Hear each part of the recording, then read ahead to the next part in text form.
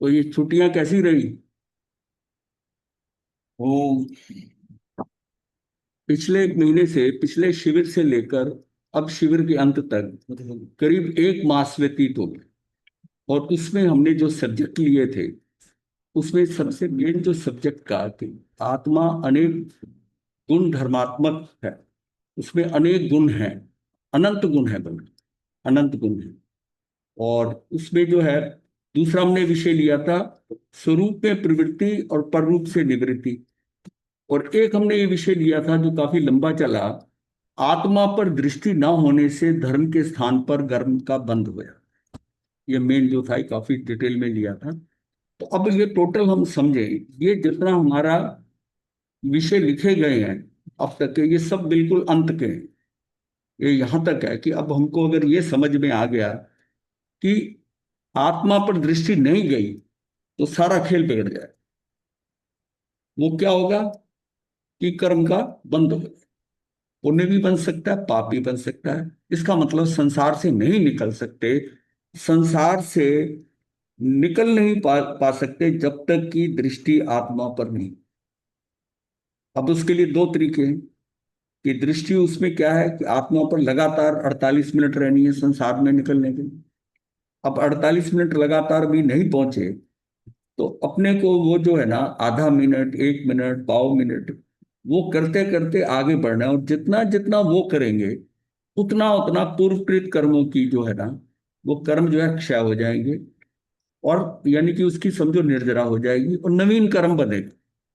तो हमारी जितना अकाउंट है कर्मों का, उसमें जिसमें हम आत्मा में जाते हैं उसी जितने समय के प्रोपोर्शनेटली, उसी के अनुसार उन कर्मों में कमी हो जाती। इसका मतलब अगर हम लगातार नहीं रह सकते तो हम बार बार जाएं। अब अगर हम दिन में 48 मिनट नहीं रह सकते तो क्या हम टोटल 48 मिनट रह सकते हैं दिन में? ये बात सोचने की है कि अगर हम 4 मिनट, 5 मिनट, 5 मिनट करके पूरे दिन में अगर 10 बार कर लें, अभी उस स्थिति पे नहीं पहुंचे 48 मिनट के लिए, लेकिन फिर भी एक टारगेट रखिए। दूसरा फिर आता है टारगेट 24 मिनट का रखिए। 24 मिनट का मतलब है कि लगातार भी 24 मिनट नहीं होंगे, पर आपके एक एक, दो दो मिनट, 3 मिनट करके हो सकते हैं। तो क्या हो कि आपने ये सोचना है कि मुझको दिन भर में 24 मिनट तक कम से कम आत्मा में जाना है। वो जब आपकी सुविधा हो 1 डेढ़ घंटे के बाद, ये आपको आत्मिक स्तर के ऊपर भी लाभ देगा और शारीरिक स्तर पे भी देता है। तो उसमें जब बॉडी रेस्ट करती है तो आपका शरीर जो है उसको विश्राम मिलता है। विश्राम मिलता है और उससे आपकी एफिशिएंसी और बढ़ जाती है, और बढ़ जाती है। अब इस बात को समझ लेना है कि हम अगर लगातार नहीं करते तो हमको पार्टली तो करना ही पड़ेगा। अगर दृष्टि जो है मुक्ति की तरफ है, मुक्ति के मार्ग पर है, तो इसको हमको पार्टली करना है। कभी 4 मिनट करो, 5 मिनट करो, ये लक्ष्य बना लो कि कम से कम आप अभी 24 मिनट करेंगे और बाद में इस पूरे दिन के अंदर 48 मिनट अंदर जाने का टोटल करें, बात करें। तो ये चीज हमने जो है इसको अच्छी तरह समझ लिया है। अब एक बार आज ना हम सारी चीजों को एक बार, क्योंकि गैप इतना हो गया है, तो आगे बढ़ने की बजाय हमने विषय जो लेना है शक्तियों का, इस सारे को समझ लें कि जो अभी तक हमने किया है। तो सारांश में क्या है कि हमने जाना कि संसार से मुक्ति अतीन्द्रिय ज्ञान की प्राप्ति से ही होती, वहां से प्रारंभ होती है। जब तक मुझे अतीन्द्रिय ज्ञान नहीं है तब तक मेरा संसार से मुक्ति का मार्ग नहीं शुरू। और अतीन्द्रिय, इसके साथ अतीन्द्रिय ज्ञान के साथ अतीन्द्रिय सुख जुड़ा हुआ है। तो इसका मतलब है कि जिसको अतीन्द्रिय ज्ञान होता है उसमें अतीन्द्रिय सुख भी साथ होता है। ये अविनाभावी है। दोनों दोनों एक एक दूसरे का साथ नहीं छोड़ते। उसके लिए क्या जरूरत है कि अतीन्द्रिय ज्ञान हो? तो उसमें मेरे अंदर निर्विकल्पता आनी चाहिए। मुझे पांचों इंद्रियों को गौण करना है, मन को शांत रखना है, उसमें कोई आकुलता व्याकुलता नहीं है, निराकुल मन है। पांचों इंद्रियों को गौण कर दिया, उस स्थिति में मैं, मेरा जो है ना, मेरा अतीन्द्रिय ज्ञान हो सकता है। यानी पांचों इंद्रियों और मन को मैंने गौण कर दिया। जितनी देर वो गौण होता है उस समय पर उसको अतीन्द्रिय ज्ञान हो सकता है। अंदर स्थिर होता है तो इंद्रिय ज्ञान हो जाएगा। अतीन्द्रिय ज्ञान से अतीन्द्रिय सुख आएगा, उसका इंडिकेशन सुख में मिलेगा। अतीन्द्रिय ज्ञान हुआ, जो अतीन्द्रिय ज्ञान हुआ उसका आपको कैसे पता चलेगा कि उसके साथ ही आपको अतीन्द्रिय सुख मिलेगा और उससे आपको फील होगा कि हाँ कुछ अच्छा काम किया, कुछ अच्छा हुआ, ऐसी फीलिंग आई अंदर से। क्योंकि सुख जो है वो आत्मा में है, ये भी हमने जान लिया था कि सुख आत्मा में है। तो इसका मतलब है कि इसके लिए मुझे क्या चाहिए, इसके लिए मुझे संकल्प शक्ति चाहिए। इसमें सारा खेल संकल्प शक्ति का है कि मैं पांचों इंद्रियों को और मन को स्थिर कर सकूं, वो सारा संकल्प है। इंद्रियों को फिर भी आप कंट्रोल कर लेते हो, लेकिन मन को करने के लिए बहुत मतलब जो है वो दृढ़ संकल्प चाहिए।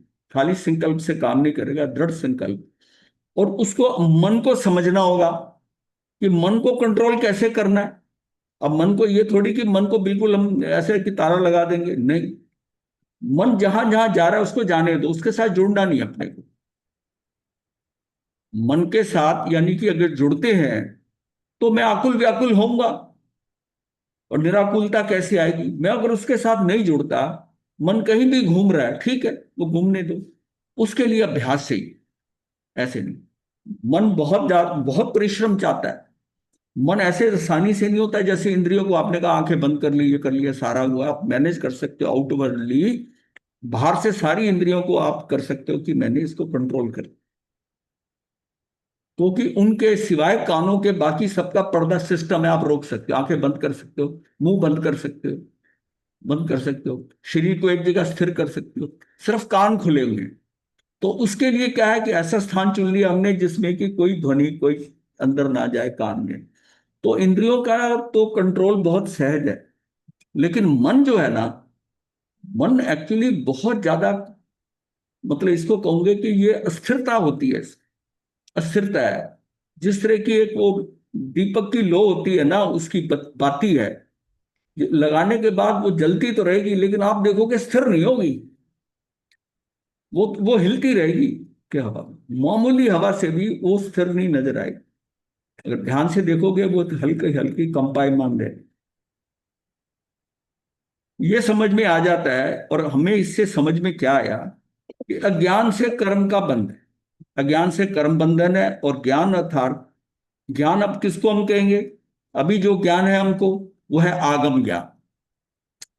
आगम ज्ञान से मोक्ष का यानी कि मुक्ति के मार्ग का ज्ञान हो सकता है। ये ज्ञान जो है ना, ये इसकी थ्योरी समझ में आ जाएगी आपको कि मोक्ष का यानी कि मुक्ति के मार्ग का ज्ञान हो जाए जब उनका उस ज्ञान का यथार्थ अर्थ भावों सहित, उसका जो है यथार्थ अर्थ भावों सहित समझ में आए, अर्थात वो आत्मसात हो जाए। आत्मसात हुए आत्म ज्ञान से मुक्ति है। जो आत्म ज्ञान हमने पढ़ लिया, जानते हैं, सुन रहे हैं, वो मुक्ति के लिए नहीं है, वो मात्र जानकारी है। वो आपको मार्ग दे रहा है, वो मार्ग का ज्ञान करा रहा है। वो भी ज्ञान हमें इसलिए मिला कि जो आत्माएं जो सिद्ध हुई हैं, उन्होंने जिस समय उनको केवल ज्ञान हुआ उसके बाद उन्होंने ऐसा ज्ञान दिया कि उन्होंने ये जो बताया कि जिस ज्ञान के कारण, जिस शैली से, जिस उपयोग जैसा लगाकर उन्होंने वो प्राप्त करी चीज वो हमको बता दी। अब वो जो बताई है चीज उसको हमको फॉलो करना पड़ेगा। तो उसको किस दृष्टि से, शाब्दिक भी है और भावों सहित करना। शब्द से हम समझ रहे हैं, जानकारी हो रही है, और उसका अर्थ भावों सहित पकड़ना। क्योंकि खेल जो होना है ना वो अंदर होना है। अर्थ जब जान रहे हैं ना बुद्धि के स्तर पर जान रहे हैं, लेकिन वैसे हमारा भाव हो रहा है कि नहीं हो रहा है, हमारे अंदर की भावधारा, ये भाव होना है ना, ये हमारा चारित्र है। चारित्र का मतलब है कि मेरे अंदर जो प्ररूपणा हो रही है, अंदर जो चल रहा है, खेल चल रहा है उस ज्ञान का, वो मेरा चारित्र है। स्वरूप रमणता तभी आएगी कि वो जो ज्ञान मैंने सिर्फ जानकारी और बुद्धि के स्तर या मेरे दिमाग से जब मैंने पकड़ लिया है, उस प्रयोग कहाँ हो रहा है, प्रयोग उसका अपने अंदर आत्मा में होना है। तो उसकी दृष्टि कहाँ जाएगी, आत्मा पे जाएगी तो कार्य होगा। फिर ये जाना कि ये ज्ञान कौन सा है जो हमने ज्ञान लिया, जो हमने ज्ञान पढ़ा सुना, जैसा भी, कि जिस ज्ञान से क्लेश, कुड़न, भाव ऐसे आ जाएं जिससे कि हमारे अंदर टकराव, संघर्ष की वो सारा खत्म हो जाए, उस ज्ञान से जिससे कि ये हमारे अंदर परिवर्तन हमको फील हो जाए। अब मैं उतना क्रोधित नहीं हो रहा, उतना टकराव नहीं है, अब उतनी कुड़न नहीं हो रही है, उतनी ईर्ष्या नहीं हो रही है। जब तक ये चल रहा है तभी हमारी आकुलता व्याकुलता हटेगी। नहीं तो बुद्धि के स्तर पर जानने के बाद भी आकुल व्याकुलता चलती रहेगी। और जिसमें हम इसको समझ जाएंगे तो हमारे अंदर निराकुलता व्यापक हो जाए, और इससे क्या होगा, तब वही वास्तव में ज्ञान है। अन्यथा अज्ञान की श्रेणी में ही आता है। जितना आपने पढ़ा है, रटा है, जो कुछ है, वो अज्ञान ही। अगर वो प्रैक्टिकली हमें हमारे अंदर आत्मसात होकर हमारे चरित्र में नहीं ढलता वैसा, तब तक वो अज्ञान ही। इसलिए चरित्र का नंबर तीसरे नंबर पे आता है कि सम्यक दर्शन। सम्यक दर्शन जैसे होता है उसके साथ ही सम्यक ज्ञान होता है।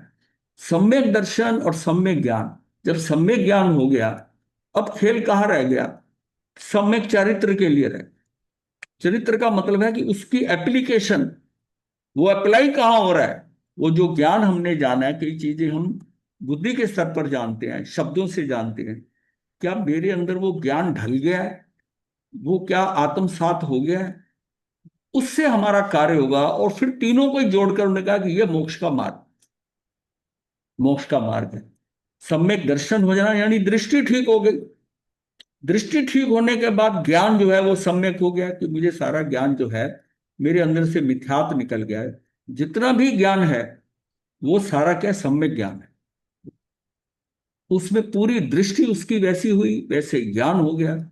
अब बात उसकी एप्लीकेशन की आती है कि मेरे प्रयोग में वो कैसे आ रहा है। अगर प्रयोग में नहीं आ रहा तो ये सारा बाहर का ज्ञान है, फालतू का। ये सारा उधार का ज्ञान है। तो अगर ये चीज हमारी समझ में नहीं आई कि जिस ज्ञान से चैतन्य आत्मा से जड़ शरीर का भेद स्पष्ट हो जाए। अब हमने इंद्रियां, मन, इसको कर लिया, तो जिस ज्ञान से चैतन्य आत्मा का और जड़ शरीर, इसका हमें भेद स्पष्ट समझ में आ जाए, अर्थात मन, वचन और काया से पूर्णता भिन्न मैं शुद्ध आत्मा, ये भेद विज्ञान। ये भेद विज्ञान जब इंद्रियां, क्योंकि उसके सम्यक दर्शन, उसकी दृष्टि ठीक हो गई, उसको अब ये अलग नजर आ गया।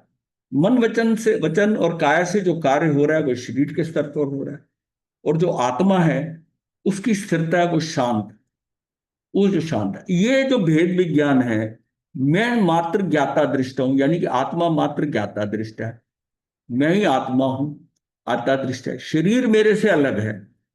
ये मेरा सहयोगी है, मेरी साधना में काम तभी आएगा अगर मैं इसको अपने उस ढंग से, जैसा मेरा ज्ञान है, उसी के अनुरूप इसको ढालूं।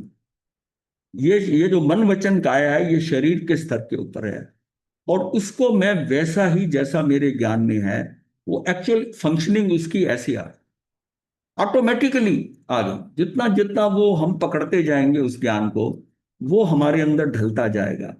और यही जो है ना उसकी स्वरूप रमणता है। वो कोई याद करके, कोई पढ़ा हुआ, कोई देख कर नहीं कर रहा, वो उसके अंदर वो परिवर्तन आ गया है, ऑटोमेटिकली परिवर्तन आ गया।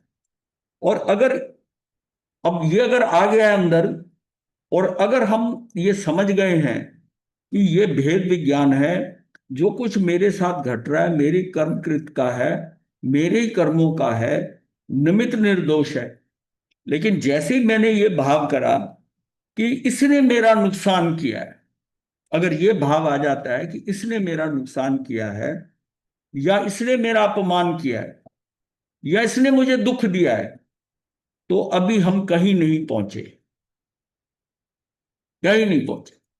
सिर्फ जो बाहर का ही ना, वो सारा ज्ञान जड़ ज्ञान है, अभी कहीं नहीं पहुंचे। अगर अंदर से भाव ये उठता है तो वो भाव हमारे नियंत्रित नहीं हुए। अगर हमने ये जो भेद विज्ञान के साथ, भेद विज्ञान का एक्चुअल फल क्या आएगा कि शरीर अलग है, आत्मा अलग है। और भेद विज्ञान का इसका मतलब है कि, और दूसरी बात हमने जानी थी कि एक जीव दूसरे जीव का कुछ करता नहीं है। यानी ये जो शरीर है ना, ये भी मेरा कुछ नहीं कर सकता। मैं इस शरीर का कुछ नहीं कर सकता, मैं अलग द्रव्य हूं, मेरा शरीर अलग द्रव्य है। जब मैं इसका और ये मेरा नहीं कुछ कर सकता, तो दूसरे द्रव्य कैसे करेंगे मेरा? वो तो वैसे ही है। ये अत्यंता भाव, जब चार अभाव जाने थे तब ये था कि ये अत्यंता भाव है, ये कुछ नहीं करता एक दूसरे के साथ। मतलब ये कितने, मतलब हमने स्वतंत्रता का वो रूप जाना है कि एक बूंद में, एक दाल के दाने जितना पृथ्वी काय के अंदर असंख्यात जीव हैं, सारे अलग हैं, सारे स्वतंत्र हैं। उनका शरीर चाहे एक है, उनका जो है कार्बन शरीर, तेजस शरीर, सबका अपना अपना है। एक दूसरे में कुछ नहीं कर रहे। पानी की बूंद के जितने जीव हैं, जितने उसके परमाणु हैं, वो अपना अलग अलग हैं। उसमें जीव भी है, और जड़ के परमाणु में है जिससे वो बूंद बनी। और वो जितने परमाणु हैं, वो समझ लिया जीव है, वो अपना है। और जो शरीर है उनका, वो सारे परमाणु अलग अलग बिहेव करते हैं। कोई किसी में दखल नहीं दे रहा। पुद्गल पुद्गल में नहीं दे रहा, जीव जीव में नहीं दे रहा। अब इसका मतलब है कि जीव पुद्गल में फिर कैसे देगा, जब जीव जीव का ही नहीं कर सकता, दूसरे जीव का कुछ नहीं कर सकता। यानी कि हम इतने स्वतंत्र हैं, फिर हम दोष दे देते हैं कि इसने मेरा काम खराब कर दिया। वो कुछ कर ही नहीं सकता। एक निर्दोष के ऊपर हम दोष मढ़ देते, ये यहां से कर्म का बंद होता है हमारा, फिर उससे राग द्वेष होता है। खेल यही है कि सारे जीव जो हैं, छयों के छयों द्रव्य स्वतंत्र है। उसमें सारे वो एक एक हैं, यही दो हैं जो अनंत हैं। जीवास्तिकाय भी अनंत है, उत्क्लास्तिकाय तो अनंत अनंत है। अब ये भी इतने स्वतंत्र हैं कि एक दूसरे से कोई नहीं। कौन सा परमाणु कब कहां से निकलकर इस एक स्कंद से निकलकर दूसरे स्कंद में जा सकता है, उसको कोई कंट्रोल नहीं कर सकता। ये उसी परमाणु का है कि वो वहां जा रहा है, अपनी मर्जी से जा रहा है, अपनी स्वतंत्रता से जा रहा है। कोई उसको ये नहीं कह सकता तू इधर जा, तू उधर जा। इसी तरह जीव है, जीव भी किसी का कुछ नहीं कर सकता। लेकिन हम क्या कर्ता भाव से कहते हैं, मैंने इनका किया, मैंने परिवार का किया, मैंने समाज का किया। ये कितनी बड़ी भ्रांति होगी कि जबकि जीव जीव का कुछ कर ही नहीं सकता, दूसरे जीव। आज तक हम शरीर के सत पर आत्मा दोनों कब से इकट्ठे चलते आ रहे हैं। ना मैं इसको बदल सका, ना मैं इसको, एक दूसरे के निमित्त बन रहे हैं। और निमित्त है, इसमें क्या है कि मेरे इस कर्मों के कारण वो निमित्त बन रहा है, वैसा मैं एक्शन कर रहा हूं। ये कारण कार्य संभावना है। कोई तो कारण आएगा ना सामने, वो कारण निमित्त बन के आ जाता है। और उस समय मेरा जो कार्य होता है वो कार्य निमित्त के कारण हो रहा है। ये कारण कार्य का जो पद्धति है, ये पद्धति कारण कार्य की, वो कारण कहां से आएगा? वो कारण आएगा मेरे कर्मों के अनुसार। मेरे कर्मों के अनुसार क्या बाहर जो चल रहा है, मतलब ये ऐसा समझिए, एक आपका अपना कंप्यूटर है और एक मास्टर कंप्यूटर है जिसमें सब जीवों का सिस्टम है, जिसको हम कहते हैं व्यवस्था, प्रकृति व्यवस्था। तो मैं क्या कर रहा हूं, मेरे कर्म क्या है, वो किस शेप में कैसे आ रहे हैं, और उसमें कौन कारण बन रहा है, कौन सा जीव आ रहा है, क्या मुझको पत्थर गिरा रहा है या किसी एक व्यक्ति का अंग मुझे गिरा रहा है, वो सारा व्यवस्था में पड़ा हुआ है। जहां पत्थर होगा वो पत्थर आपको, क्योंकि मेन क्या है कि आपको गिरना है, आपको चोट लगनी है, उसमें कोई भी कारण बन सकता, तो उसको हमें स्वीकार भाव से रखना पड़ेगा। तो ये सारा खेल जो है ये मेरा अपना है, ये मेरे पूर्वकृत कर्मों का है। लेकिन आज जिस समय मैं मनुष्य हूं, तो मैं इसको कंट्रोल कर सकता हूं मनुष्य के भाव में, क्योंकि इस समय मेरे पास वो बुद्धि है, वो ज्ञान है। मैं इसके अंदर उसके परिणाम को देखते हुए नवीन कर्म को कंट्रोल कर सकता। ये मेरा पुरुषार्थ। जब कहते हैं ना कि जो कुछ हो रहा है वो व्यवस्था में पड़ा है, तो आदमी समझता है सब नियति है, सब कुछ व्यवस्था पड़ा है, तो फिर हम क्या करेंगे? आपके आपके हाथ में परिणाम बदलने का तो है ना, उस व्यवस्था के। वो भी चाहे व्यवस्था में पड़ा है, लेकिन एक्शन तो आप ही को लेना है ना, चलकर तो आप ही को जाना है ना। तो ये कहाँ होता है, ये करना कैसे है कि जैसे हमको निमित्त मिलता है, निमित्त के कारण मान लिया, निमित्त और निमित्त के बिना हमको सम्यक दर्शन हो गया, उसके साथ ज्ञान जुड़ा हुआ, ज्ञान हो गया। अब जो कार्य चरित्र में होना है, वो जो चरित्र में कार्य होना है, वो मेरा क्या है, पुरुषार्थ ही तो है ना। वो जो मैं एग्जीक्यूट करूंगा उसको, जो चीज जानकारी है, वो मेरा पुरुषार्थ है। उस समय समय से ये पुरुषार्थ प्रति समय बदल रहा है।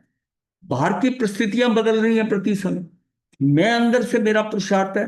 तो मतलब रीजन है कि एक बाहर परिवर्तन हो रहा है प्रति समय, एक मेरे अंदर के सिस्टम से, मेरा अनादि से अनंत काल तक वो परिवर्तन एक एक समय का हो रहा है। अब दोनों का इंटरेक्शन हो रहा है, मेरे अंदर से होता है, वो मेरा उपादान हो जाता है, वो मेरा अपनी अपनी योग्यता वो भी प्रति समय बदल रही है, और बाहर जो खेल हो रहा है वो भी प्रति समय बदल रहा है। वही जो अच्छा व्यक्ति था वो खराब हो रहा है, वही जो मुझे सुखी कर रहा था वही दुखी कर रहा है। वो सब मेरे कर्मों से हो रहा है। तो एक परिवर्तन बाहर हो रहा है, एक परिवर्तन अंदर हो रहा है। बाहर के परिवर्तन के लिए आपको भाग दौड़ करनी पड़ती, बाहर उधर जाना है, काम करना है, पुरुषार्थ करना है। जो बाहर की दृष्टि है लोग की, वो सारी आपकी सारी भाग दौड़ की है। और जो अंदर की प्रकृति है, ये शांत होने की। जब आप अंदर में हो तो इसमें कुछ नहीं करना, अगर इसमें कुछ कर रहे हो तो आप आकुल व्याकुल हो रहे हो, अंदर हो रहा है, तो वो तब काम बिगड़ जाता है। अंदर तो अक्रिय होना है, बाहर निकलते हो तो क्रिया आ जाती है। और ये कंट्रोल किससे होता है? हमारी वृत्तियों से होता है। उन वृत्तियों से मैं निवृत्त होता जाता हूं, जो मेरे संस्कार हैं, मेरी चित्त के जो विचारधाराएं चल रही हैं, संस्कार चल रहे हैं, कर्मों के कारण मैं प्रेरित हो रहा हूं, और उसके बाद मैं उसको कंट्रोल करता हूं। तो क्या है, वृत्ति ये कहती है ऐसा कर, लेकिन मैं उससे चाहूं तो ज्ञान द्वारा निवृत्त हो सकता। तो फिर यही जाना हमने, अज्ञान से कर्म का बंध है, ज्ञान अर्थात आगम ज्ञान से मोक्ष का हमको मार्ग मिल रहा है। लेकिन उस मार्ग का जो ज्ञान है लेने के बाद कार्य तो मुझे ही करना पड़ेगा, उसका सही मुझे अर्थ समझना है। अगर हमने आज तक अर्थ ही नहीं समझा, मतलब आज तक हम मिथ्या दृष्टि, अगर हम उसे अर्थ नहीं आया उस ज्ञान से, तो अंदर हमारे जो है वो मिश्र स्थिति है। हम जानकारी तो जान रहे हैं, पर उसका एग्जीक्यूशन जो हो रहा है ना, वो हम किसी और कारण हो रहे हैं। जब हम कहते हैं कि कोई आपका कुछ नहीं कर सकता, फिर हम श्रद्धा से कहते हैं कि मैं टोमरी पे जाना है, मैंने यहां पर पूजा पाठ करना है, यहां मैंने दान करूंगा मेरा कार्य बदल जाएगा, मैं लोगों से माला पढ़ूंगा मेरा ये हो जाएगा। ये सारा अगर आ रहा है, तो आपकी क्या स्थिति है? वो तो फिर ज्ञान जो लिया आपने बुद्धि के स्तर का ही लिया। लेकिन जब आप अपनी प्रॉब्लम समस्या में फंसते हो, वहीं डोल जाता है। ये मिश्र स्थिति है। मतलब अच्छे अच्छे ज्ञानी, एक तो वो लोग हैं जिनको पता ही नहीं है, वो उस धर्म के अनुसार चले। जिनको पता चल गया, वो भी जब समस्या उनके ऊपर आती है तो हिल जाते। ये होती है मिश्र स्थिति। जानकारी है, पर उसके बाद टिक नहीं पाता। ये क्या होता है कि हमारा चरित्र मोहनी है। दृष्टि का ठीक होना, समझ जाना पक्की तरह, वो हमारा दर्शन मोहनी है। खेल सारा कर्मों का, मोहनी कर्म का। और उसमें दर्शन मोहनी है। जब तक मेरी दृष्टि ठीक नहीं हुई, तब तक तो काम खराब है। अब दृष्टि ठीक हो जाए, तो उसका मतलब क्या है कि उसकी तीन चौकड़ियां चरित्र मोहनी की पड़ी हैं, वो उसको हिला देती है, स्थिर कर देती है। सम्यक दर्शी भी स्थिर हो जाता है। सिर्फ यह है कि उसकी स्थिरता उतनी तेज तीव्र नहीं होती, क्योंकि उसने वो अनंतानुबंधी की चौकड़ी तोड़ दी है। बाकी तीन चौकड़ियां तो पड़ी है ना, वो उतनी डायनेमिक नहीं है कि आपको हिला के रख दे, पर हिल तो वो गया, चाहे वो समझे। तो वो ये कहा है कि वो जो है ना, अबुद्धिपूर्वक नहीं, बुद्धिपूर्वक होता है उसका। मतलब वो जो है ना, अबुद्धि से, ये नहीं कि वो जानता नहीं है, बुद्धिपूर्वक, बुद्धिपूर्वक कर्म नहीं करेगा, अबुद्धिपूर्वक जो उसका हो जाएगा, वो किससे होगा? बुद्धिपूर्वक चरित्र मोहनी से, चरित्र मोहनी से होगा बुद्धिपूर्वक। तो ये अपने को समझना है कि ये सारी खेल क्या है। बात इस सीक्वेंस में समझ में आ जाए तो सिस्टम बड़ा आसान है, बहुत आसान। और ये नहीं समझ में आता तो गड़बड़ है। फिर वो ऊपर ऊपर का रह जाएगा, पांडित्य रह जाएगा, हम सोचेंगे हम बहुत ज्ञानी हो गए, लेकिन वस्तु स्थिति वहीं की वहीं है। बल्कि दूसरा वाला जो है जिसको कभी ज्ञान नहीं हुआ, वो हो सकता है जीवन के किसी क्षण में बदल जाए, लेकिन जो इस तरह का बीच वाला लटक रहा है ना, वो अपने आप को धार्मिक समझकर मैं ये तो करता हूं, ये तो करता हूं, इसमें इतना फंसा रहता है कि अंत तक कुछ नहीं कर पाता। इसलिए देखा गया कि जो बिल्कुल अज्ञानी था, कुछ नहीं पता था, वो किसी ना किसी समय ऐसा पलटा कि वो मुक्ति के मार्ग पर एकदम आगे बढ़ गए। लेकिन जो है, जो थोड़ा तप कर रहा है, ये भी जानता है प्रैक्टिकली क्या है, चरित्र में कुछ नहीं जा रहा, बाकी सब कुछ करे जा रहा है, तो उसका कार्य नहीं होता। क्योंकि हमारा जो ज्ञान दर्शन है ना, इसकी भी श्रेणियां हैं, जघन्य, मध्यम और उत्कृष्ट। अब मान लिया उसको ज्ञान हुआ जैसा है, तो उसका जैसे कि मान लिया सम्यग्रहण उत्कृष्ट हो गया, ज्ञान उसका कहाँ पड़ा हुआ है, चरित्र कहाँ पड़ा हुआ है। ज्ञान भी उत्कृष्ट होना चाहिए, दर्शन उसका मध्यम है तभी काम, लेकिन ज्ञान उसका उत्कृष्ट होना चाहिए, तभी चरित्र उत्कृष्ट होगा, और इसके बिना काम नहीं। तो इसमें हम आगे समझते हैं कि अब ये बात रही कि हमारे अंदर प्रॉब्लम क्या है। बात खेल आ गया चरित्र मोहनी पे। चरित्र मोहनी का मतलब है कि तीन चौकड़ियां पड़ी, तो इसका मतलब उसके अंदर जो चौकड़ियां पड़ी हैं, तो क्रोध मान माया लोभ पड़ा, अनंतानुबंधी की चौकड़ी टूटी है। ये कषाय जो है ना, ये मुझे सुख या दुख, ये कहाँ यहाँ खेल पड़ता है कि इस, अब सुख या दुख बाहर नहीं है, सुख और दुख मेरे अंदर है, और वो सुख दुख देने वाले कौन से हैं, ये कषाय है। ये कषाय जितने नम होते जाएंगे, जैसे कि अप्रत्याख्यानी है, अप्रत्याख्यानी से प्रत्याख्यानी हो गया, और स्थिरता, उसके बाद स्वजलन में आ गया, और ये भी, इसमें भी बहुत कैटेगरीज है स्वजलन। तो तीनों के अंदर बड़ी कैटेगरीज है, यानी कि अगर इनके भेद करें तो जितने लोग के प्रदेश हैं, इतने जो है ना कषाय के भेद हो सकते, इतनी वैरायटी है। हम कहाँ स्टैंड कर रहे हैं, ये सिर्फ ये तो ब्रॉडली समझाने के लिए कैटेगराइज किया गया है। कैटेगराइज कर कर इसको उन गुण स्थानों के साथ जोड़ दिया गया। अनंतानुबंधी चौकड़ी को हमने कहा चौथे गुण स्थान, अप्रत्यक्ष हानि का पांचवें गुण स्थान, बट इसमें भी बहुत वेरिएशन है। ये हमने उनके साथ इसलिए जोड़ा कि गुण स्थानों से ही हम कैलिब्रेट हो रहे हैं। ये स्केल है जीव की कि कितना वो उन्नति कर रहा है। ये जो 14 उसके सेक्शन है, उसके अनुसार हमें पता, ये बताने के लिए है। पर इसमें भी बहुत वेरिएशन है एक एक गुण स्थान के अंदर, और उसमें कषाय मेरे कहाँ कहाँ स्टैंड कर रहे हैं, ये भी वहां आते हैं। तो अब जो सुख और दुख है, हमें जो परिस्थितियां बदल रही है, वो मेरे चरित्र होने की ये तीन चौकड़ियों के कारण। इसका मतलब है अनंतानुबंधी कषाय की चौकड़ी तोड़ने के बाद कषाय को हमको मिनिमाइज करना है, मतलब कषाय को कम करते जाए, पतला करते जाना है उसके। महाराज जी, हाँ, हाँ जी। ये गुरुदेव, चरित्र मोहनी की जो चौकड़ी आप बात कर रहे हो, ये थोड़ा सा धीरे समझा दो प्लीज। ये 4 चौकड़ी और 3 चौकड़ी क्या है? ये ऐसा है, गुरुजी एक चीज ये, हाँ, ये बहुत, ये तो बेसिक, जब गुरुजी हम कर्म कर्म सिद्धांत बात की थी, कर्मों के 8 कर्मों के बारे में बात की थी, तो ये बोल आता है 10वां। 10वां बोल जो है 25 बोलों के अंदर, उसमें ये बताया जाता है, जैसे आपने देखा था कि 8 तरह के कर्म होते हैं। आपको पता है 8 तरह के कर्म? हाँ जी, हाँ जी, बता सकते हैं मुझे? हाँ जी। ये ज्ञानावन्य कर्म, दशनावन्य कर्म, वेदनीय कर्म, मोहनीय कर्म, नाम गोत्र, नाम कर्म, गोत्र कर्म, 2 और है, मतलब घाती आयुष अघाती है ना। अंतराय, ठीक है, आयुष आ आयुष और गया। अंतराय। आशीष और वेदनी आपने पहले ले लिया, तो अंतराय लास्ट में आएगा। लेकिन अच्छा। ये हाँ दोनों हाँ जी। मेथड चलता है, लेकिन जहां वेदनी का ना, वह अंतराय कर्म को ले लो, उससे फिर घाती घाती डिफरेंस जल्दी मिल जाता है। हालांकि दोनों पद्धतियां लिखी गई हैं, क्योंकि जो मोनी कर्म बनता है वो वेदनी कर्म का साता साता आने से ही हम चलित होते हैं, तो हमारा बनता है, एक तो वो मेथड है। जी और एक दूसरा ये है कि ये 4 आघाती कर्म है, घाती कर्म है, जी यानी कि ज्ञानावर्णी, दर्शनावर्णी जो है, मोनी और अंतराय, ये 4 घाती कर्म, जो मेरे केवल ज्ञान को, मेरी मुक्ति में बाधा डालते हैं, जी बाधा डालते हैं। और जो 4 आघाती कर्म है, वो मेरी जो है सिद्ध दशा के अंदर मेरी मुक्ति में बाधा है। वो तो केवली को भी करने पड़ते हैं, और केवली के जैसे हो तो वो तो उसके भी होंगे, और जी, उसमें आप कुछ नहीं कर सकते, जैसे बंदे हैं वैसे ही करना है। हाँ जी।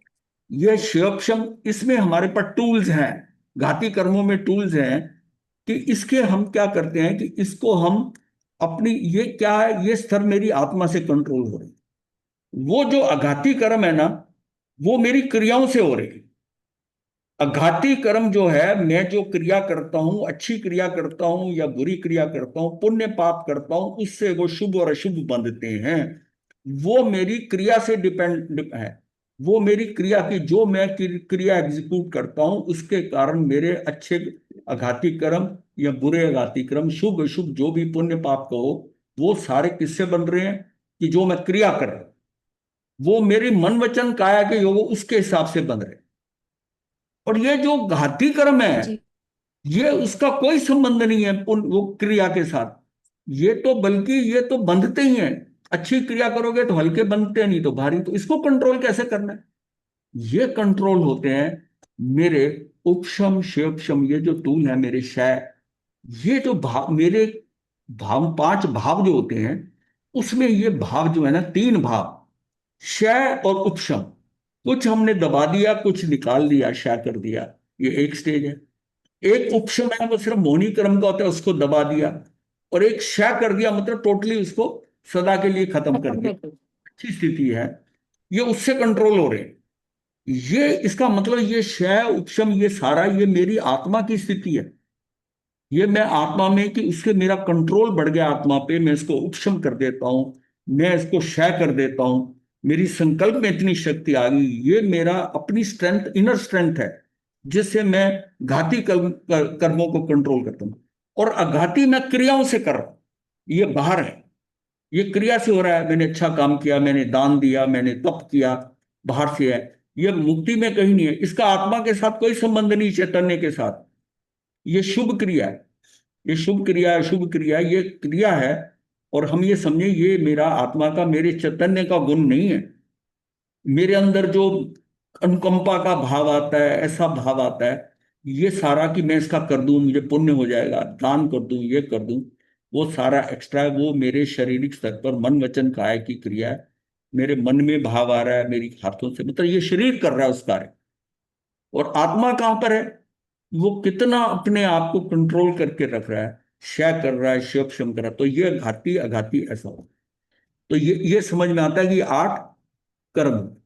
अब मेरा ख्याल क्लियर होगी बात नहीं? पूछ लिया चौकड़ियों का। चौकड़ी ये, चौकड़ियों जी, का मतलब आ, 4 चौकड़ी और 3 चौकड़ी क्या है? चलिए नहीं, प्रश्न तुम तो नहीं, पर चौकड़ी बेस है ये। चलो ठीक है। हाँ जी, कर्म ये समझ आ गया, कर्म समझ गए हो? अब क्या है, वो जो मोहनी कर्म आता है, मोहनी कर्म के अंदर, उसके अंदर क्या है, दो पार्ट है। एक दर्शन मोहनी, एक चरित्र। एक एक दृष्टि सिर्फ आपकी ठीक करता है, एक आपका एग्जीक्यूशन, आपका चरित्र करता है, आप कैसी फंक्शनिंग कर रहे हो, आपको बाहर क्या हो रहा है। दृष्टि ठीक होना अलग बात है, ये उसका प्रैक्टिकल है। दृष्टि जो है, दृष्टि सही होती नहीं, मतलब है, दृष्टि आपकी जो है बड़ी मुश्किल से ठीक होती है जब मिथ्यात्व निकलता है, दृष्टि वो है। और चरित्र जो है ना, इसमें अस्थिरता है, ये टिकने नहीं देता। दृष्टि ठीक हो गई है, लेकिन ये चलायमान है, ये फिर हिला देता है मुझे, ये स्थिरता कर देता है। अब जिसको सम्यक दर्शन हो गया, वो भी हिल जाता है, इसके अंदर वो भी हिल जाता है कि कभी ना कभी उसे क्रोध आता है, पर उसको इतना समझ होता है कि मैं इसका क्या है, कि मैं प्रायश्चित कर लूं, आलोचना कर लूं, ये मेरे से भूल हो गई। वो जो भूल होती है ना, वो सम्यकदर्शी से भी होती है, लेकिन उसका वो जो है, उसी समय उसको आलोचना करके प्रतिबिंब, क्योंकि उसको टाइम गैप से, टाइम लैग से रियलाइज हो जाता है, रियलाइज होता है, अभी वो परिपक्व नहीं हुआ। वो इंस्टेंट वाली बात नहीं है कि कोई सिचुएशन सामने आई और उसी समय आपने कंट्रोल कर लिया, मतलब उसके अंदर आपके भाव ही नहीं उठा, अभी वहां तक नहीं पहुंचे। आपको क्या है कि आपसे हो गया, इम्पल्सिव हो गया, आपको उस समय अज्ञानी हो गए, उसमें आप बाहर निकल गए। लेकिन जैसे ही निकले, वो टाइम डिले के साथ आपको एकदम रियलाइज हुआ, अरे मैंने ये क्या कर दिया, मुझे क्रोध क्यों करना था, मैं तो अपने में रहता, अगर उसने कह दिया तो कह दिया। अब रियलाइज हो रहा है, टाइम डिले हो रहा है। अब उस समय वो ज्ञानी है तो वो आलोचना करता है, आलोचना करता है। तो धीरे धीरे क्या है, दृष्टि से वो इसमें बढ़ता है, चरित्र मोनी।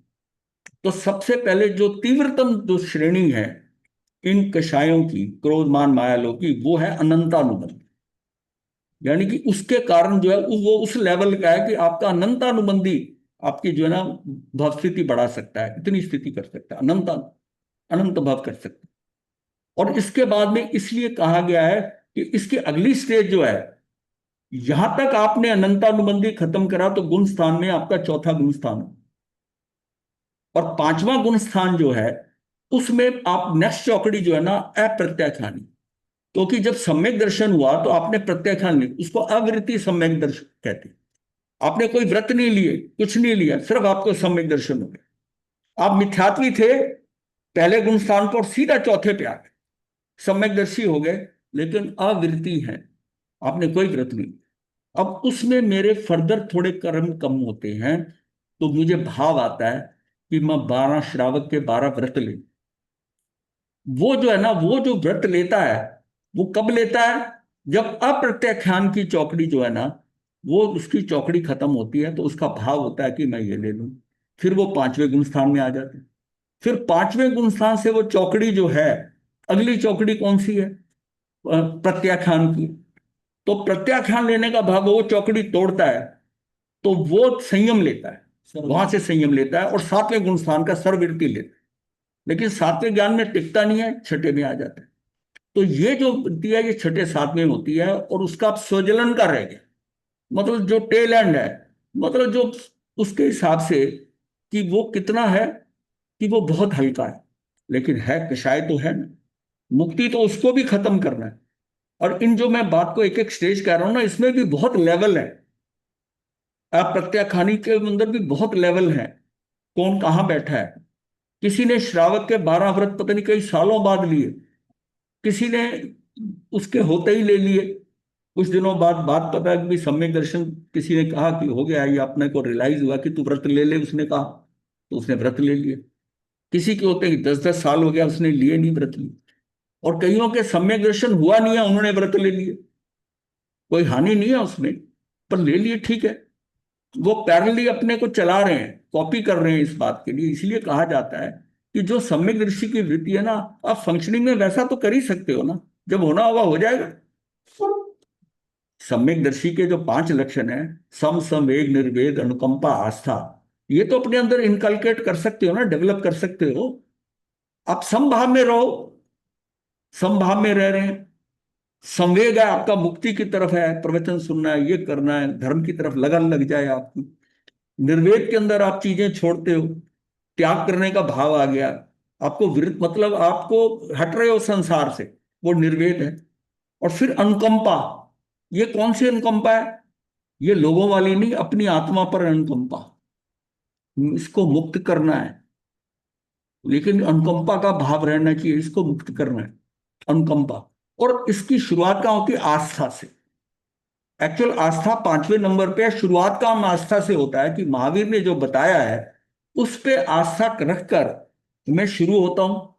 ये इटरेटिव प्रोसेस है, वहां से शुरू होता हूं, नीचे आते आते मेरी आस्था थोड़ी स्ट्रांग होती है, फिर मैं ऊपर जाता हूं, थोड़ा मेरे अंदर सम बढ़ता है, थोड़ा संवेग बढ़ता है, थोड़ा निर्वेद बढ़ता है, अपनी आत्मा के कल्याण की बात ज्यादा सोचता हूं। अब मैं आगे एक स्टेप और बढ़ जाता हूं, आस्था मेरी और सुदृढ़ हो गई। ये जो है ना, ये वन टाइम प्रोसेस नहीं है, ये इटरेटिव प्रोसेस है, यू कीप ऑन डेवलपिंग, एक एक कदम आप बढ़ रहे इन पांचों में।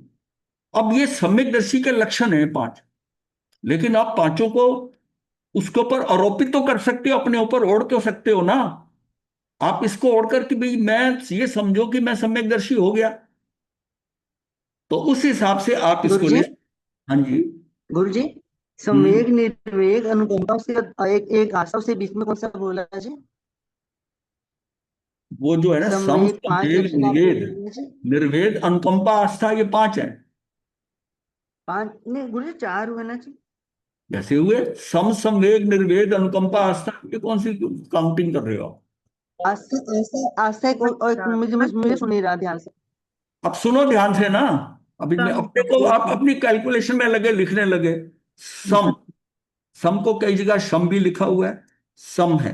सम संवेग समझ आ गई जी, क्लियर है। संवेग समझो, मतलब पहले सुन लो ना पांचों के नाम। गिनती नहीं आ रही पांच की? सम, संवेग, निर्वेद, अनुकंपा और आस्था, ये पांच है कि नहीं? हाँ जी। पांच हो गए ना पहले? हाँ जी। हाँ जी। तो ये पांच जो है, ये हमको क्या, काम कहाँ से शुरू होता है? ये पांच का ही ना, ये भी प्रोसेस को समझना है। ये वन टाइम नहीं है। हम जहां से शुरू हो रहे हैं, मैं शुरू कहाँ से होऊंगा सब में, कि मुझे आस्था होगी धर्म में, भगवान ने जो बताया, प्रवचन सुने, खुद कुछ पढ़ा आपने, वो जो होता है ना, उससे आपको होता है कि नहीं, मुझको समभाव रहना है। ये साम्य भाव, समभाव में रहना मुझे करना पड़ेगा, ये बेसिक चीज है। फिर सम से आएगा संवेग आएगा, ये बहुत इंपॉर्टेंट है। आप लोगों ने पांच लक्षण रट लिए हैं, वो रटे नहीं। ये क्या है कि ये प्रोसेस है, बार बार घूम के आते हैं, वहां से आता है, और आस्था बढ़े जा रही है। ये एक दिन में काम नहीं होने का। आस्था, संवेग बढ़ता है, निर्वेद बनता है, ये सारा ऊपर नीचे होता है। कई बार हम नीचे भी गिरते हैं, कुछ ऐसा होता है, मतलब उसमें बढ़ते बढ़ते बढ़ते कुछ ना कुछ गड़बड़ हो गई, फिर हो गया, फिर नीचे आ गए, फिर उठे। और अगर आपको पूरा उसमें व्यस्त होकर पूरा लग गए, पूरी कंसंट्रेशन से, एकाग्रता से लगे हैं, तो धड़ाधड़ भी हो सकता है, सब कुछ हो सकता है, एक ही बार में हो सकता है। वो खेल क्या है? वो 48 मिनट वाला खेल है। ये 48 मिनट वाला खेल वही है, सब कुछ एक ही बार में सब कुछ हो जाए। तो उसके लिए तो क्या है, आपकी आपको आस्था भी जो है ना, आस्था के भी बड़े लेवल है। आपको कहां तक आस्था हुई अभी, धीरे धीरे आस्था भी बढ़ेगी। ये सारी चीजें बहुत स्टेप बाय स्टेप बढ़ेगी। तो अभी ये है कि ये अपने को अब यहाँ, अब आपका वो क्लियर हो गया ना? तो आप जी प्रत्येक महाराज जी। स्वयं आ गया, हाँ ये कैटेगरी हो गई। जी महाराज जी, ये एक चीज बस, जो एक चीज बस, जो प्रत्येक की तीन चौकड़ी है, वो तीन का नाम बता दो एक बार। अनंतानुबंधी। हाँ, अनंतानुबंधी, अप्रत्याख्यानी, प्रत्याख्यानी और स्वज्वलन, चार है। ये चार हैं। जी, लास्ट है स्वज्वलन है। स्वजन, ठीक है जी। तो ये इसके हिसाब से आप देखिए कि ये चार कैटेगरी है ना। सबसे खतरनाक अनंतानुबंधी है, अनंतानुबंधी। और ये कैसे होती है कि जो आपने पूरी गलतियां करी है पूरे साल में, किसी की आलोचना ना करो। मान लिया कुछ आपने ऐसा कर दिया, उसकी आलोचना नहीं की, संवत्सरी वाले दिन भी आपने जो है प्रतिक्रमण नहीं किया, वो गलती अगर आपकी एक साल से ऊपर हो गई, तो वो जो है ना, वो आपका अनंतानुबंधी कर्म। ये सारी उसी तरह 6 महीने, 3 महीने और लास्ट में 15 दिन स्वजल का है, इनका टाइम पीरियड है। तभी वो होते ना पाक्षिक, 3 महीने का जो है उसका करते हैं। फिर ये सारे स्टेप्स बताएंगे समझाने के लिए कि कम से कम तू साल भर में एक बार तो कर ले, ताकि कोई चीज जो तेरी से भूल हुई है पिछली संवत्सरी से इस संवत्सरी तक, तो वो अनंतानुबंधी ना बने, नया अनुबंध अनंतानुबंधी ना बने। तो जी ये, महाराज। हाँ, इसका कुछ रीजन है। और आपको धीरे धीरे जब क्रोध कम होगा, मान लिया, आप मुझे बताइए कि ये क्लास शुरू होने से पहले जो हमारे कषाय थे, क्या उसमें परिवर्तन आया? हाँ जी, थोड़ा सा महाराज जी है। नहीं आया है मुझे। आया ना? इसका बहुत आया है, मतलब इसका बहुत मतलब आया। जो जो आस्था बढ़ रही है, वो सारे से समभाव आ रहा है। ये जो आपको अभी आ रहा है ना, आपकी सम की डिग्री बढ़ रही है। सम की डिग्री बढ़ने से आपको होता है हमने क्लास अटेंड करनी है, ये भी उस समय का पार्ट है। हाँ फिर जी। जब मैंने ये चीज जान ली है, तो मैं निर्वेद में आऊंगा, मैं कुछ चीजें त्याग कर सकता हूँ अपने जीवन को, शॉपिंग कम करूं, मॉल में नहीं जाना, मुझे टाइम नहीं वेस्ट करना। आपने वो जो करा वो आपका निर्वेद है। निर्वेद होने से अभी आपको अपनी आत्मा के कल्याण का सोचे, ये उसकी अनुकंपा है। और उसके जो रिजल्ट आता है उस अनुकंपा का, आपको मानसिक शांति बढ़ती है थोड़ी। आप कंफर्टेबल जोन में रहते हैं, वही घर है, वही घर के लोग हैं, पर now you are feeling more comfortable with them. ये कंफर्ट कहां से आई? ये उसकी आपकी अपनी स्थिति है। ये कंफर्ट आपने पैदा करी अपने अंदर, किसी और ने थोड़ी दिया। वो कंफर्ट आपने जो पैदा करी है, उससे आपकी इसमें आस्था और बढ़ गई। अब फिर आप सम पे जाओगे। ये प्रोसेस जो है ना, ऑटोमेटिकली सबको पुष्ट करता रहता, करते करते एक दिन इतना सम हो जाएगा, समभाव आ जाएगा, और संवेग इतना तीव्र हो जाएगा ये सारा खेल जो है ना लास्ट में 48 मिनट में हो जाएगा इसके कारण। तो ये सारा but it is a iterative process कहते हैं, वन बाय वन इसको, ये पॉइंटों में ऐड होता है। 0.0001 फिर इसका, फिर 0.00 उसका बड़ा बड़ा, वो फिर धीरे धीरे धीरे करके आप उसमें बढ़ते जाओ, बढ़ते। तो इस तरह आपका ये सारा जो है ये श्रेणियां हैं। अब जब किसी मोहनी क्रम के अंदर चरित्र मोहनी को एक शब्द में बताएं तो हम कहते हैं कषाय, वन वर्ड कषाय। दो शब्दों में कहना है राग और द्वेष, और चार शब्दों में कहना है तो क्रोध मान माया लोभ। 16 बात वही है, कषाय भी वही है, राग द्वेष भी वही है। और उसके साथ इसमें राग द्वेष के साथ तो आप समझ जाते हैं ये वही कैटेगरी है। राग कर रहे हैं तो आप में क्या होगा और द्वेष क्या होगा। ये क्रोध और मान इसी का ही डिवीजन है। क्रोध आ रहा है तो ये द्वेष है ना, क्रोध में द्वेष है। लोभ जो है, लोभ है, अब उसमें वो लोभ राग में आ जाएगा। मुझे किसी व्यक्ति के प्रति लोभ है, वस्तु के प्रति लोभ है, ये मेरा राग हो गया। तो चारों को डिवाइड करोगे, चारों को आप डिवाइड कर सकते हो। क्रोध, ये इसमें कौन सा राग और कौन सा द्वेष है। महाराज जी क्रोध आ गया द्वेष, हाँ, मान आ गया राग, मान भी द्वेष में आ जाएगा। माया मान और और द्वेष क्रोध, में। माया और मान, मान तो अच्छा लगता है तो मान राग और में हाँ, आएगा। मान अच्छा नहीं लगता, मान भी अंदर द्वेष होता है। तो वो अभिमान हुआ। अभिमान अभिमान एक ही शब्द है। अच्छा, तो ये द्वेष में आएगा। अभिमान से निकलते हो तो फिर स्वाभिमान आ जाता है, जी, किया बोला कुछ अब उसको अच्छा कहते हैं। लेकिन जिसने तो मुक्त होना उसको स्वाभिमान भी नहीं होगा, ठीक अच्छा, है। तो फिर ये सारे द्वेष में आएंगे। हाँ गुरुदेव, राग से तो माया और लोभ मान है ना। जो है अब राग बताओ से मुझे ना, माया और मैं लोभ। तो पूछ रहा हूँ।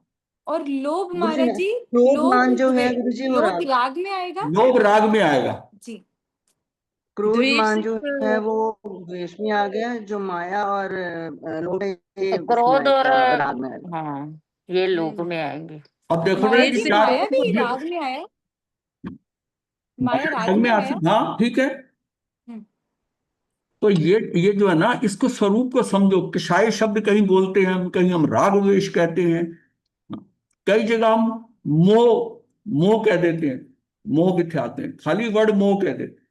मोह भी राग में आएगा। हाँ हाँ, और कई जगह हम कहते हैं शोभ, शोभ वर्ड आ जाता है। वो गुस्सा हुआ ना, वो वो द्वेष हुआ। राग मतलब उसका क्या है, क्रोध का ही है, शोभ हो गया शब्द। अच्छा, क्रोध के भी बहुत मीनिंग है। क्रोध को जानेंगे ना, ये हमने पीछे क्लास में लिया था जब क्रोध वगैरह इनकी करे थे, इसके भी करीब 10 नाम है क्रोध। चलो फिर कभी जब रिपीट होगा, अभी आप मोटा ये समझ लो कि हमारे जी पास जी खेल जी सारा 8 कर्मों में मौनी कर्म कर रहा है। उसमें मुझे अपनी पहले दृष्टि ठीक करनी है। वो कब होगा, ज्ञान से होगा। इसके लिए हमने 23वां कर्म प्रकृति पद बताया था कि जब ज्ञानावरणी कर्म का उदय होता है तो दर्शनावरणी कर्म का भी उदय होता है, ये दोनों का होता ही है। और इन दोनों के साथ दर्शन मोहनी का भी उदय होता है। और दर्शन मोहनी का उदय, ज्ञानावरणी कर्म का उदय होने का क्या मतलब है, इसे ज्ञान पे क्या पर्दा समझा पड़ना। आपने। जीव अज्ञान में जाता है, ज्ञानावरणी कर्म का उदय हुआ, मेरा ज्ञानावरणी कर्म जिसका स्थिति बन था वो आज अभी वो उदय में हो गया, मैं अज्ञानता में चला गया। कई बार आप जानते जानते बूझते मुंह से गलत बोल जाते हो, जानते बूझते होगा, वो क्या ज्ञानावरणी कर्म का उदय होगा। उसी बात, आप किसी चीज को याद करके गए कि मैंने वहां जाना और वहां जाके भूल गए। आप बाहर से कमरे में गए सामान लेने जाना, आपको सोच के गए ना कि मैंने ये जाके अंदर से चीज लानी है, कमरे से उठानी है। कमरे में गए, अब मैं किस लिए आया, कमरे में किस लिए आया, ये क्या हुआ, ये उस समय पर ज्ञानावरणी आपका कर्म का। ज्ञानावरणी कर्म का उदय हो गया। और आप परेशान हो जाते हो मैं किस लिए आया है। उसमें जो 2 4 5 6 7 मिनट निकलते हैं, सोचते होते हैं, अब बाहर की तरफ निकलने को जाते ओ फिर आपको याद आता है ये है। उस समय वो ज्ञानावरणी कर्म का उदय हो गया था। जो बाहर से याद था अंदर जाके क्यों भूल गए? सामने पड़ी चीज क्यों नहीं है? मतलब इसको समझो कि ये जो ज्ञानावर्णी कर्म का मैं उदय कह रहा हूं, ये उदय टाइम टू टाइम हो रहा है। कई बार हमने कोई महाराज जी, बात मगर है, ये तो बहुत बार होता है ना, ये तो हाँ हर ये टाइम बहुत होता बार होता रहता है, है। यहां तक किया कि किसी का हमें हल नहीं मिल रहा, और एक दिन हम बैठे बैठे खाली में एकदम हल नजर आ रहे हैं, अरे मुझे मैंने ऐसे क्यों नहीं बात करी, ये क्या हो? ये उस टाइम ज्ञानावर्णी कर्म का जो है, वो जो है ना, वो आपका ज्ञान जो है, वो उसका, उस ज्ञान का, ज्ञानावर्णी कर्म का क्षय हो, और एकदम आपको रियलाइज हुआ कि मैंने उस टाइम ये जवाब क्यों नहीं दिया, ये उस टाइम मुझे क्यों नहीं आया। उस टाइम तेरा ज्ञानावर्णी कर्म का उदय था। अब कितनी डिग्री का उदय था, ये डिपेंड करता है। अच्छा, जब ज्ञानावर्णी कर्म का हो रहा है तो दर्शनावर्णी कर्म का भी हो रहा है। धर्म को इस ढंग से समझो, ये जो हम ना किताबें पढ़ते हैं, लाइनें पढ़ रहे हैं, सुनाते हैं, इससे नहीं होगा कि मेरा ज्ञानावर्णी कर्म का उदय बोला गया है, तो ये कैसे रियलाइज करूं कि कौन सा होता है ज्ञानावर्णी कर्म? चीज सामने पड़ी है, मुझे नजर नहीं आ रही, मैं आवाजें दे रहा हूं कि भी कहाँ रखी, मुझे मिल नहीं रही, वो कहते हैं ये सामने तो पड़ी है। उस समय मुझे ध्यान में नहीं आ रही, मेरी निगाह में वो नहीं पड़ रही, मेरी दृष्टि के अंदर जो कर्म उदय है वो मुझे कुछ और बता रहा है, और इस पे निगाह केवल नहीं टिकी। बोलते बोलते वर्ड नहीं स्ट्राइक हाँ, तो ये सारा शब्द कई बार केवल हम कुछ बोल बोलते रहे गलत हैं। बोलना जाता है। हाँ विस्मरण जी, हाँ जी। प्रदान। हाँ, तो ये उस समय ज्ञानावर्णी कर्म का उदय समझो, वैसा लंबे समय का भी हो सकता है बहुत, वो ज्ञानावर्णी कर्म का उदय, उसके साथ दर्शनावर्णी का हो गया। अब मुझे सूझता नहीं है, मिथ्यात्व में जाता हूं, ये मेरा दर्शन मोहनी का उदय है।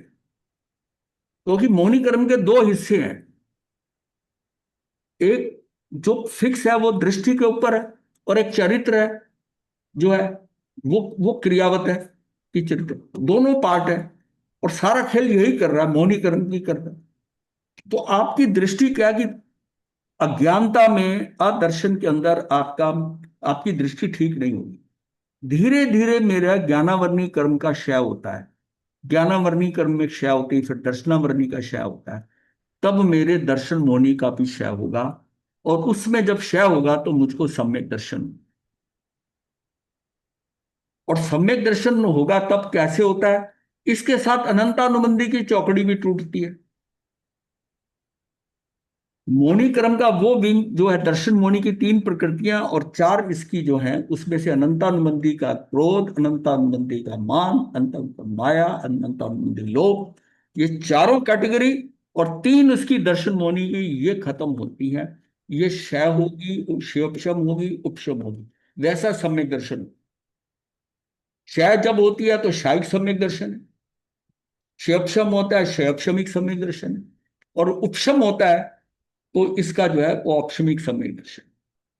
और फिर इनका पीरियड भी है। औपशिक सम्यक दर्शन बताया था कि उसका क्या है, अंतर्मुहूर्त है, 48 मिनट क्रॉस नहीं कर सकते, बहुत शॉर्ट टाइम में, स्टार्ट में। वो शायपशमिक सम्यक दर्शन अब 66 सागरोपम का है। आपको इस भव में हो गया, अगले भव में भी जाएगा 66 सागरोपम, और यहां आने के बाद भी जा सकता है, पर उसकी मैक्सिमम लिमिट 66 सागरोपम की। और शाही के एक बार हो गया तो वो अनंत काल की, हाँ, अनंत काल की। ये देखिए, जब तक इस तरह धर्म को ना रिवाइज करना है, समझना है, रटना नहीं है, तब आपको चीजें बड़ी आसानी से समझ में आएंगी। ये, मध्यान्ह वंदना गुरुदेव।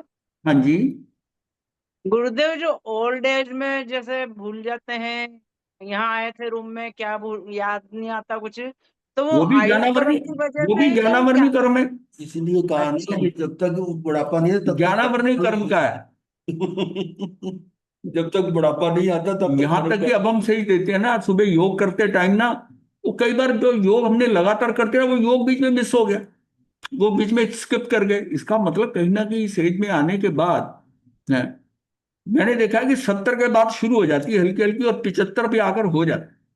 75 वाला आदमी है, कोई कम भूलता है, कोई ज्यादा भूलता है, पर वो कहे कि मैं भूलता ही नहीं।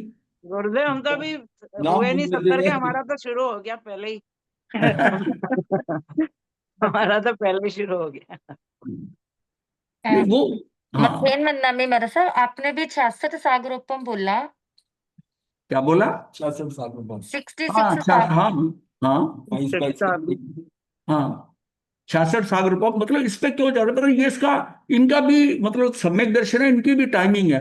पहली बार जो होगा तो औपशमिक ही होगा, स्टार्ट जो होगा औपशमिक हो, सम्यक दर्शन होगा नीचे से आगे, क्योंकि उस समय आप उपशम करोगे। अभी आपकी क्वालिटीज वो नहीं आई है कि आपने शय कर दिया, आपने उसको दबाने का आ गया, समझ में आ गया, आपने दबा दिया और दबा के आगे निकल गए।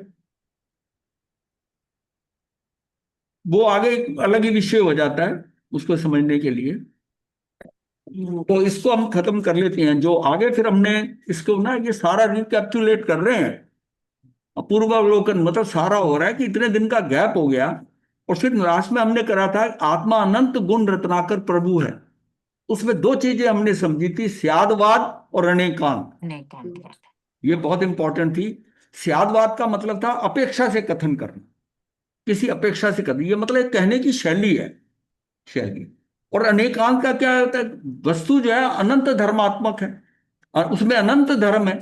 तो उसको जो जाने, जिस जान से जान सकते हैं, वो कई चीजें अनंत हो। क्लास में टीचर आता है, उसको बच्चे 60 हैं, अब किसको बोलेगा, किसी कहीं पर वो शुरुआत तो करेगा ना। वो जो शैली है कहने की ना, वो स्यादवाद। और अनेकांत चीजें के, किसी चीज के अनेकांत का मतलब है कि वस्तु में अनेक धर्म है तो उसके अंत भी अनेक है। अनेक अंत है, उसका एक अंत नहीं है। एक अंत जिसका है वो एकांत है, उसका एक अंत है मतलब एकांत। और अनेकांत जो है जिसके कि अनेक अंत है। कहने के कितने तरीके हैं, मैं इस लड़के के नाम से लूं, दूसरे के लूं, जो होशियार लड़के उनकी लिस्ट से शुरू करूं और नलायक को बाद में लूं, या नलायक से क्लास को शुरू करूं। इसमें मैं किसको मुख्य कर रहा हूं और किसको गौण कर रहा हूं, ये शैली है। लेकिन वो है तो अनंत धर्म ना उसके अंदर। तो ये हमने जाना था, सिर्फ उसमें मुख्य और गौण करते हैं ना, वो स्यादवाद है। तो स्यादवाद का मतलब है कि अनंत। स्यादवाद में क्या, द्रव्य गुण पर्याय। हम द्रव का कहते हैं, कैसे कहते हैं, अनेकांत में द्रव्य एक है, गुण अनेक है, गुण अनंत है, पर्याय कितनी अनंत है। उसी द्रव को मैं एक कह रहा हूं, इसका मतलब उसके कितने व्यूज हैं देखने के। मैं आत्मा को देख रहा हूं तो मैं साथ में कह रहा हूं उसमें अनंत शक्ति है। अब एक एक शक्ति का नाम लेता हूं तो ये उसके कितने अंत हो गए किसी चीज के। तो आत्मा एकांत नहीं है, किसी चीज को एकांत लेते हैं तो वो मिथ्या है। मैं ये अगर ये कहता हूं कि मैं ये चीज यही ठीक है, ये ही ठीक है, जो झगड़े की जड़ होती है यही ठीक है, और अगर मैं कह दूं ये भी ठीक है, मतलब जो दूसरा कह रहा है वो भी ठीक है और ये भी ठीक है। एकांतवाद हो गया। एक ही वस्तु को देखने की जहां व्यक्ति की दृष्टि कहां से पड़ रही है, सेंटर में रखकर 360 डिग्री में चारों तरफ लोग बैठे हो तो उनको एक ही प्रोडक्ट जो है डिफरेंट वे में दिखाई देगा। जिस दिशा में वो बैठा है उसको वहां से कैसा दिख रहा है। अब ये तो नहीं हम कह सकते कि तू जो देख रहा है वो गलत देख रहा है। तो इसका मतलब है कि ये समझना है कि जब हम किसी चीज की बात कर रहे हैं, हम एक रुख लेके कर रहे हैं और दूसरा किस रुख से बात कर रहा है, हमें लगता है ये गलत है। मतलब अगर किसी का कोई विचार आ रहा है तो उसका कोई ना कोई दिशा है जिसके कारण वो विचार आ रहा है, इसका मतलब कोई गलत होता ही नहीं है। किसी कोई गलत नहीं है। आपको गलत इसलिए लग रहा है कि आप जिस दिशा में दृष्टि करके देख रहे हो आपको वही एक चीज ठीक नजर आ रही है, बाकी ठीक नहीं नजर आ रही। तो ये आपको समझना है कि दृष्टि जो है उसको अनंत उसके उसको है। तब अगर हम दूसरे को समझना है ना तो उसकी साइड पे जाए, उसकी तरह ये ऐसा क्यों कह रहा है। जब हमारे अंदर ये आ जाएगा ना, यही टाइम टाइम पॉज होता है, इंपल्सिव नहीं होता। जब आदमी ने कुछ कहता है तो हम एकदम भड़क पड़ते हैं, इंपल्सिव हो जाते हैं। लेकिन अगर हम सोचे इसने ऐसा कहा क्यों, ये जो पॉज होता है ना ये कंट्रोल कर देता है सारा कुछ। यही सीखना आपने कि उसमें देखे कि इसका उसको गलत ना समझे, क्योंकि ये गलत हो नहीं सकता। ये जो कह रहा है ये अपने हिसाब से कह रहा है, उसका अपना व्यू है जिससे कह रहा है। तो इसका मतलब है कि किसी को गलत समझो ही नहीं, कोई गलत होता ही नहीं है। तो उस बात के, उस दृष्टि के मतलब अनंत अंत है, अनेक अंत है। तो उसके हिसाब से वो अपनी बात रख रहा है, वो दूसरा अपनी बात रख रहा है। अब एक ही चीज है, हिंदुस्तान पाकिस्तान का मैच हुआ, कुछ लोग ऐसे थे कि हमको खेलना नहीं चाहिए, कुछ लोग ऐसे थे, वो देखिए सबका वेरिएशन है। जिन्होंने खेला उन्होंने हाथ नहीं मिलाया। अब उनकी दृष्टि थी कि खेल तो खेल के हिसाब से खेल रहे हैं, पर हम इनसे मित्रता नहीं कर रहे। और उसमें 2 टाइम हाथ मिलाया जाता है, एक बार जिस समय के ऊपर टॉस होता है और एक बार अंक। उसने दोनों बार हाथ नहीं मिलाया। उसका क्वेश्चन हो गया कि इन्होंने हमारे साथ हाथ नहीं मिलाया। तो ये फिर उसके अंदर आता है कि भाई सिस्टम क्या है। सिस्टम में है ही नहीं, हाथ मिलाना जरूरी नहीं, ये तो एक प्रैक्टिस हो गई। अगर सिस्टम में लिखा होता कि हाथ मिलाना है ही तो इनके ऊपर पेनल्टी लगती, उसमें नहीं। तो ये सारी चीजें ना सबकी दृष्टि है।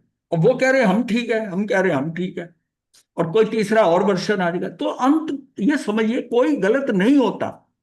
उसकी अपनी दृष्टि है, हमारी अपनी दृष्टि है, वो अपने हिसाब से कह रहा है, हम अपने हिसाब से कह रहे हैं। बस ये जो है ना, ये आपके अंदर स्वीकार भाव ला दे कि ये गलत नहीं है, ठीक है, ये भी ऐसे ही ठीक है।